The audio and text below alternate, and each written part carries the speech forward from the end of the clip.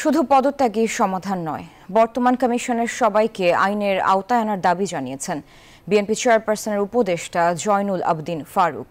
সেই সাথে গণহত্যার দায়ে শেখ হাসিনাকে দেশে ফিরিয়ে এনে দ্রুত বিচারের দাবিও জানান তিনি। সকালে জাতীয় প্রেস ক্লাবে ইউথ ফোরাম আয়োজিত এক অনুষ্ঠানে জয়নুল আবদিন ফারুক বলেন, ছাত্র জনতার গণ অভ্যুত্থান দমনে আওয়ামী লীগ সরকার যে গণহত্যা চালিয়েছে তা বিশ্বে নজিরবিহীন।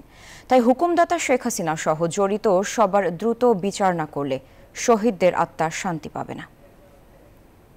এখনো বিভিন্ন মন্ত্রণালয়ের দায়িত্ব নিয়ে বসে আছে, এখনো গুলি করার লোক মেহেদী, বিএনপি অফিস ভাঙ্গার নাক মেহেদী, হারুন বিপ্লবরা কোথায়? এখনো এই মহানগরের বিভিন্ন এডিসি পদে এখনো বলতবিয়তে আছেন।